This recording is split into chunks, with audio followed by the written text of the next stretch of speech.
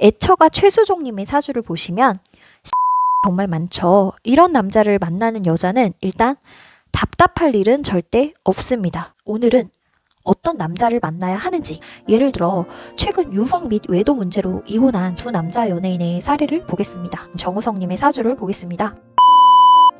안녕하세요. 사마코TV입니다. 오늘은 좋은 남자의 사주에 대한 주제로 영상을 찍어보겠습니다.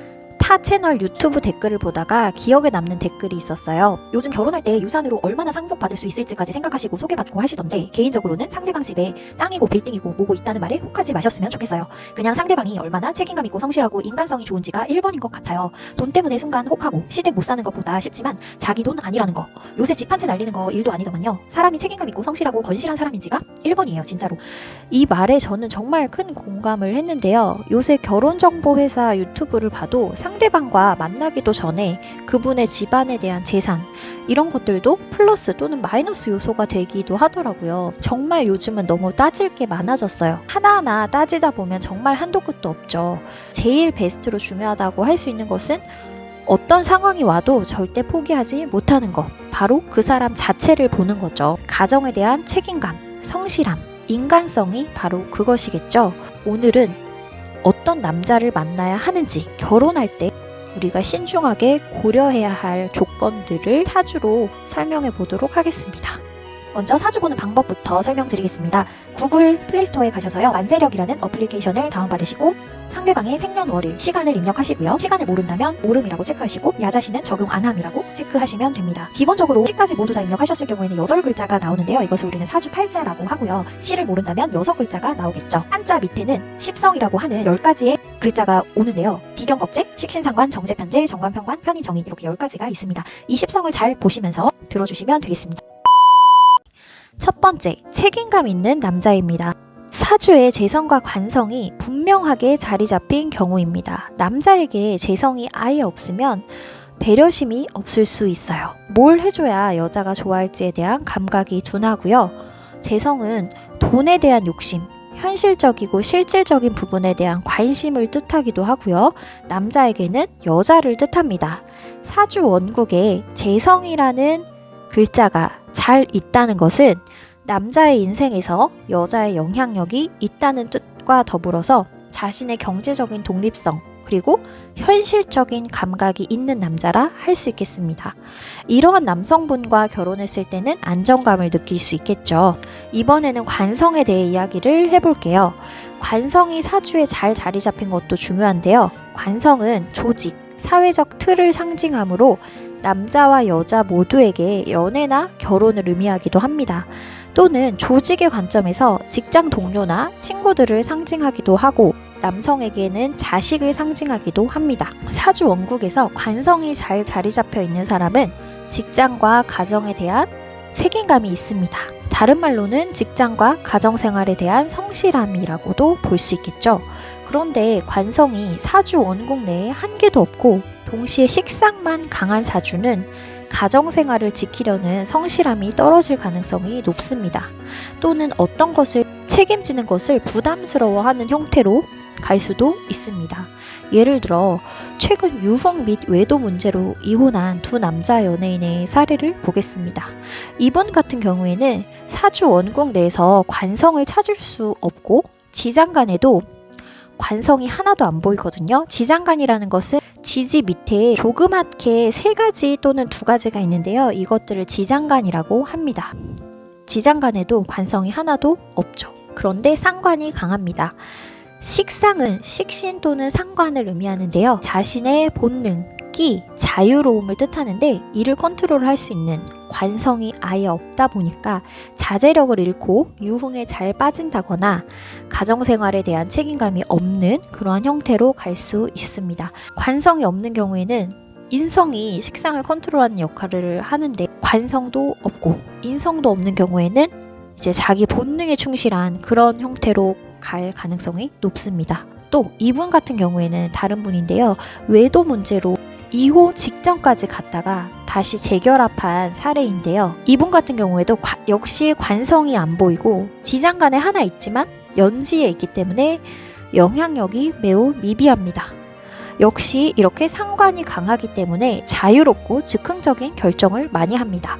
더구나 비경겁제가 정말 많아서 주체성이 강하고 자신의 의견이 세고 고집도 있거든요.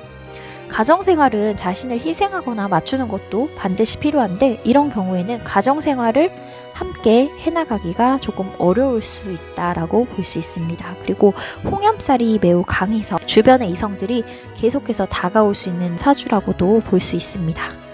그러면 관성이 많으면 좋은 건가요?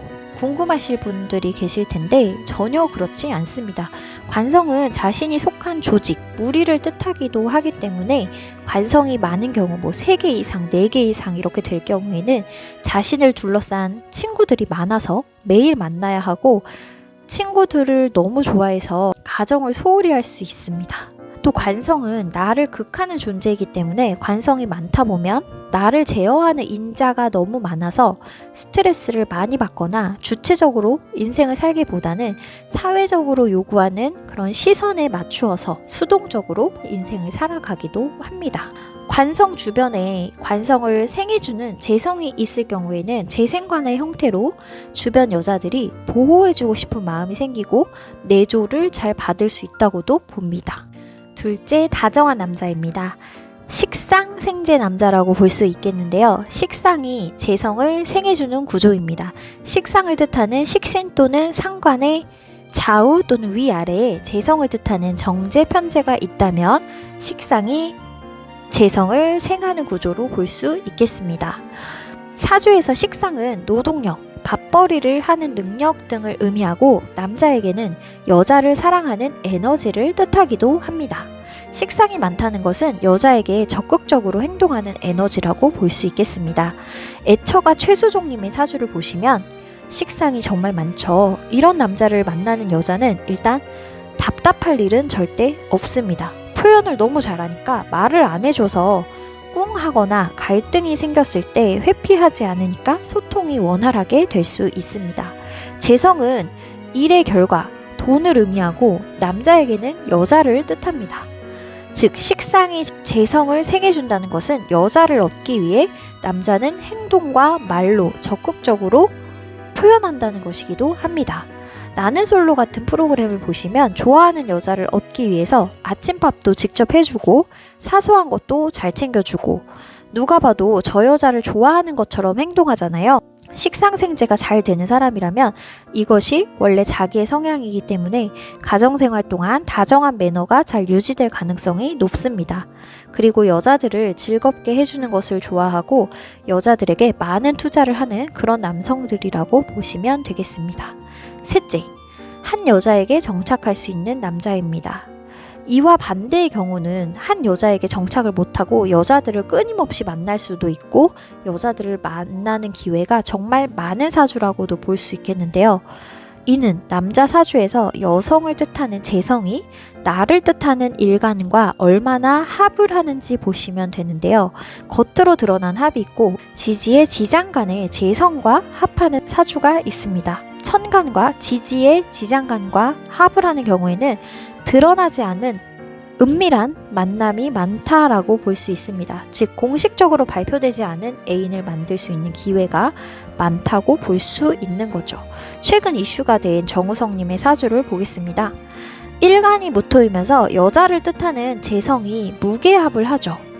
그런데 각 지지의 지장간을 살펴보면 연지에도 무게합을 하고 있고 월지, 일지에도 무게합을 하는 것을 볼 수가 있습니다. 나를 나타내는 일간과 여자를 나타내는 정제가 계속해서 합을 하고 있죠. 그것도 은밀하게 비밀스럽게 암합을 하고 있습니다. 여자를 만날 수 있는 기회가 정말 많고 주변에 언제든지 비공식적으로 애인이 될 수 있는 여자들이 많다라고도 해석할 수 있겠습니다. 홍상수 감독님의 사주인데요. 사주 원국에 편제가 존재합니다.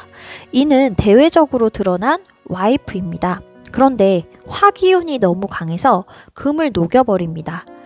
지장간을 살펴보면 신금 정제와 일간과 월간 병화가 암합을 하는 모습을 보이는데요.